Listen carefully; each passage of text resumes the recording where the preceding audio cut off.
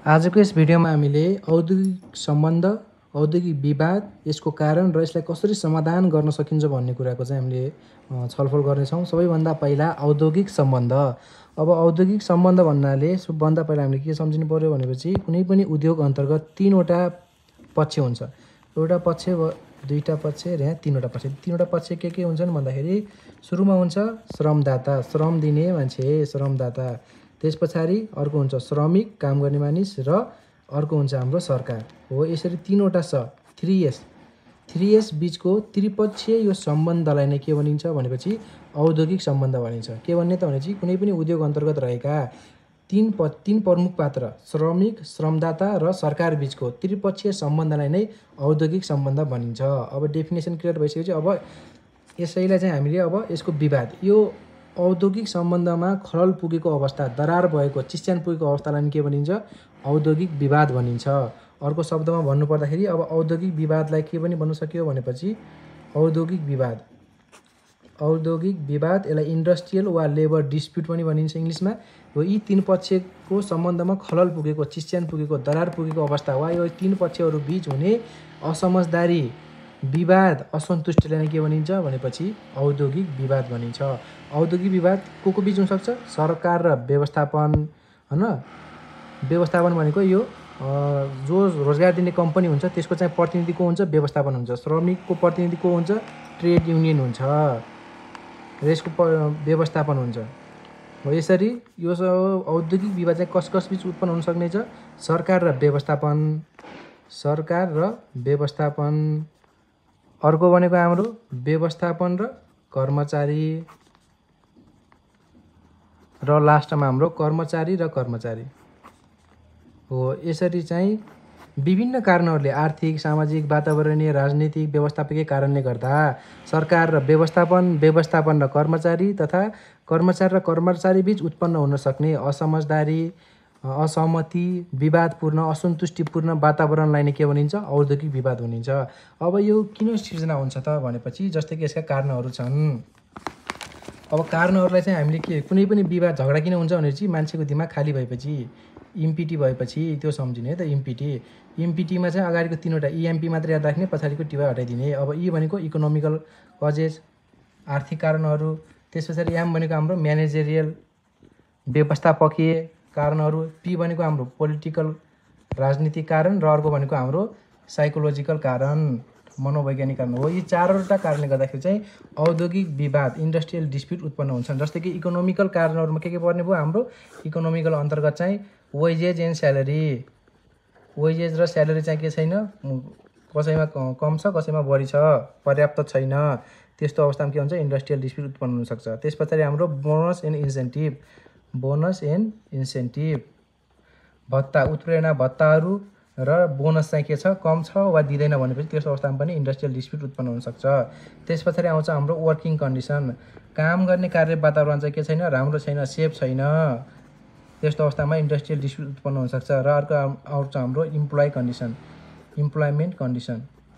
सुरुमा चाहिँ रोजगार दिँदाखेरि यो दिन्छु भनेर जुन हाम्रो चाहिँ रोजगारदाताले भनेको हुन्छ त्यो अनुसार चाहिँ काम गर्दाखेरि त्यो अनुसार चाहिँ सुविधा दिएन भनेपछि त्यो कारण पनि के हुन्छ? हाम्रो इन्डस्ट्रियल डिस्प्युट उत्पन्न हुनसक्छ। यो 4वटा चाहिँ इकोनोमिकल कजेजले गर्दाखेरि इन्डस्ट्रियल डिस्प्युट उत्पन्न हुन्छ। त्यसै गरी म्यानेजरियल कजेजहरू पनि छ। अब म्यानेजरियल कजेज पनि 4वटा छ। के हुनसक्छ भनेपछि अब व्यवस्थापनले युनियनलाई के गरेन? रिकग्निसन दिएन। युनियनलाई चाहिँ रिकग्निसन दिएन। जस्तो कि व्यवस्थापनले चाहिँ युनियनलाई चाहिँ निर्णयमा, विभिन्न कुराहरूमा चाहिँ सहकार्य नगर्ने, उनीहरूसँग चाहिँ निर्णय प्रक्रियामा सहभागी नगराउने, युनियनलाई चाहिँ व्यवस्था गर्यो भनेपछि त्यो अवस्थामा पनि के हुन्छ त भनेपछि इन्डस्ट्रियल डिस्प्युट उत्पन्न हुनसक्छ। त्यस पछाडि आउँछ हाम्रो चाहिँ पुवर कम्युनिकेसन। व्यवस्थापनले चाहिँ कुनै चाहिँ एकदम नीति परिवर्तन गर्यो, तर त्यो नीति परिवर्तन गर्नुपर्ने कारण, त्यो बारेमा व्यापक छलफल गरेन, त्यसको चाहिँ संसार प्रभावकारी रूपमा गर्न भने पनि के हुनसक्छ? इन्डस्ट्रियल डिस्प्युट उत्पन्न हुनसक्छ। त्यस पछाडि आउँछ हाम्रो लिडरसिप स्टाइल। कस्तो खालको लिडरसिप स्टाइल अप्रोच गरेको छ त उसले? यदि उसले चाहिँ अटोक्रेटिक यानि कि तानसा प्रवृत्तिको हाम्रो लिडरसिप, नेतृत्व शैली लिएको छ भने चाहिँ त्यसमा चाहिँ अटोमेटिक के हुने भयो? इन्डस्ट्रियल डिस्प्युट उत्पन्न हुने भयो। त्यस पछाडि अर्को छ हाम्रो चाहिँ यसको कारण भनेको, अर्को कारण भनेको हाम्रो चाहिँ जब इन्सेक्युरिटी। व्यवस्थापनले चाहिँ आफ्नो स्वार्थ अनुकूल चाहिँ के गर्ने, कर्मचारीलाई चाहिँ हायर एन्ड फायर गर्ने। त्यस्तो गर्यो भने पनि के हुने भयो त, कर्मचारी असन्तुष्ट कर्मचारीले चाहिँ विभिन्न ठाउँमा गएर चाहिँ विवाद गर्ने भयो, श्रम अदालत जाने, यो विभिन्न कारणले विवाद उत्पन्न हुने। त्यसै गरी अर्को चाहिँ हाम्रो छ असमान व्यवहार। व्यवस्थापनले चाहिँ विभिन्न जात जाति धर्म लिङ्ग भेगका आधारमा चाहिँ कर्मचारी बिच चाहिँ कार्यस्थलमा पूर्ण व्यवहार गर्यो भनेपछि त्यसले गर्दा नि हाम्रो चाहिँ इन्डस्ट्रियल डिस्प्युट उत्पन्न हुन्छ। अर्को हुन्छ हाम्रो नातावाद र कृपावाद। के छ भनेपछि सङ्गठनमा चाहिँ विभिन्न सङ्गठनमा दिने तालिम, वैदेशिक भ्रमण, सरोबड जस्ता विभिन्न क्रियाकलापहरूमा चाहिँ व्यवस्थापनले चाहिँ आफ्ना मान्छेहरू, जिउ हजिरी गर्ने मान्छेहरूलाई चाहिँ के गर्न थाल्यो, बढी प्रायिकता दिन थाल्यो भनेपछि त्यस्तो अवस्थामा पनि के हुन्छ, सङ्गठनभित्र इन्डस्ट्रियल डिस्प्युट उत्पन्न हुन्छ। हो, यी मेजर कारणले गर्दाखेरि पनि इन्डस्ट्रियल डिस्प्युट उत्पन्न हुन्छ। त्यस पछाडि हामी पोलिटिकल रिजन के चाहिँ हाम्रो पोलिटिकल रिजनहरूले गर्दाखेरि इन्डस्ट्रियल डिस्प्युट उत्पन्न हुन्छ। सबभन्दा पहिला हाम्रो आउँछ चाहिँ युनियन बिचको राइभलरी। युनियनहरू बिच के त, युनियन बिच चाहिँ राइभलरी भयो, शत्रुता भयो भनेपछि सङ्गठनमा एउटा मात्र त हुँदैन कुनै पनि सङ्गठन। युनियन सबै पार्टीका आफ्ना हुन्छन्, काङ्ग्रेसको छुट्टै हुन्छ, एमालेको छुट्टै हुन्छ होइन। यसरी चाहिँ अब ती युनियन बिच पनि के हुन्छ भनेपछि शत्रुता हुन्छ बेला बेलामा। हो, त्यो शत्रुताले गर्दाखेरि पनि व्यवस्थापनमा इन्डस्ट्रियल डिस्प्युट आउनसक्छ। त्यस पछाडि आउँछ सरकारको हस्तक्षेप। सरकारले चाहिँ व्यवस्थापनका विभिन्न निर्णयमा, भर्ना छनौटमा, सरुवा बढुवामा, विभिन्न क्रियाकलापहरूमा चाहिँ हस्तक्षेप गर्दाखेरि पनि त्यसले गर्दाखेरि इन्डस्ट्रियल डिस्प्युट आउनसक्छ। त्यस पछाडि आउँछ सामूहिक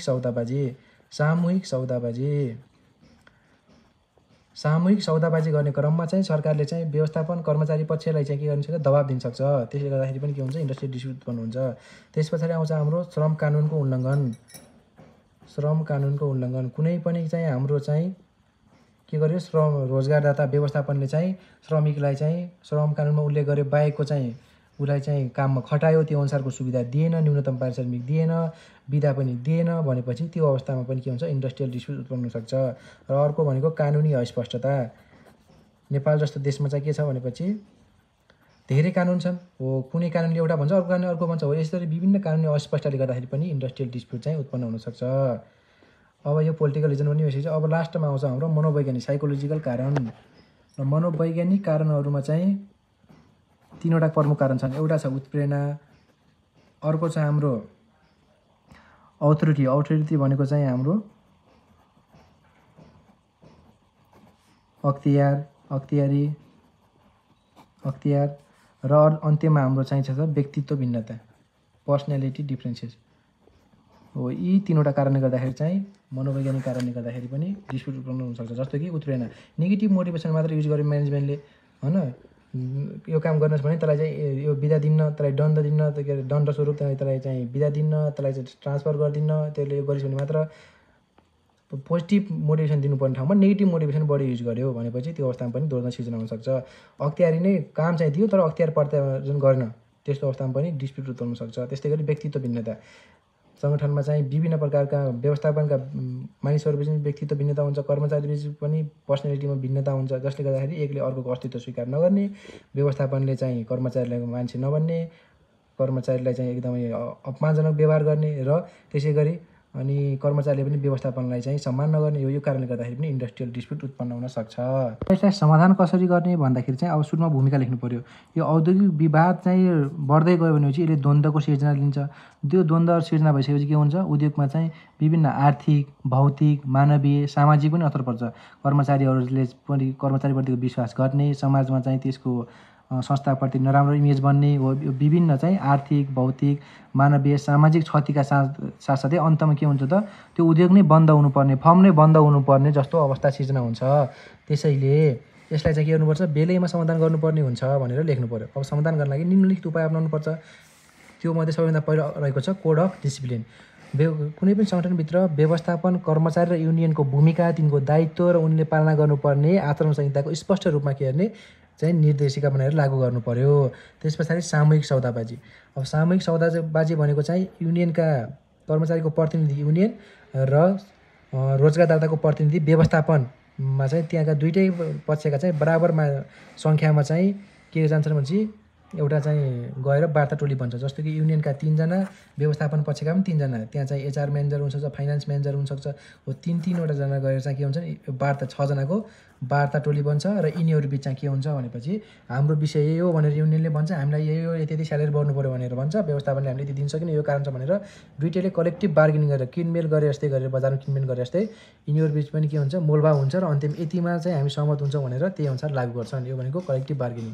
त्यस पछाडि मेलमिलाप यिनी दुईवटा बिच चाहिँ सहमति गर्न सकेनन् भनेपछि तेर्सो पक्षलाई ल्याएर उनीहरूलाई चाहिँ मेलमिलाप गर्न सक्छन्। मेलमिलापमा के हुन्छ भनेपछि मेलमिलाप र मध्यस्थकर्तामा दुवैमा तेर्सो पक्ष हुन्छ, तर मध्यस्थकर्तामा तेर्सो पक्षले नै तपाईँहरू चाहिँ दुइटै कुरा सुनेर ल यस्तो गर्नुहोस् न भनेर प्रपोजल ल्याउने गर्छ र मेलमिलापमा चाहिँ त्यो प्रपोजल ल्याउने होइन कि दुइटै कुरा सुन्ने र दुइटालाई चाहिँ सम्झाउने काम मात्र गर्ने। यसमा चाहिँ फरक के हुन्छ मध्यस्थकर्तामा त्यसले प्रपोजल पनि ल्याउने काम गर्छ, आफैले चाहिँ यो गर्नुहोस् भनेर प्रपोजल ल्याउने गर्छ र यो प्रपोजल चाहिँ मान्नै पर्ने भन्ने चाहिँ अनिवार्य हुन्न, दुइटै पक्षले चाहिँ मान्न पनि सक्छन् नमान्न पनि सक्छन्। अब कानुनी उपचार यसरी आफू पनि मिल्न सकेनन् अरू मान्छे ल्याउँदा पनि मिल्न सकेनन् भनेपछि अन्त्यमा के गर्नुपर्छ श्रम अदालत वा जिल्ला अदालत उच्च अदालतमा गएर के हुन्छ कानुनी उपचारको बाटो खोज्नुपर्ने हुन्छ र यसरी पनि समाधान हुन सकेन भनेपछि अब यो यसरी समाधान हुन सकेन भनेपछि उद्योगमा चाहिँ श्रमिकहरूले आफ्नो पैसा पनि नपाउने उद्योग बन्द हुने जस्तो अवस्था हुन्छ, सरकारलाई पनि असर पर्छ होइन, आर्थिक असर पर्न जान्छ, एउटा सामाजिक व्यवस्थामा खलल पुग्न जान्छ। हो यो कुराले देखेर सरकारले के गर्न सक्छ त हस्तक्षेप पनि गरेर उक्त विवादलाई चाहिँ समाधान गर्न सक्छ। यसरी यो चाहिँ औद्योगिक विवादलाई समाधान गर्न सकिन्छ।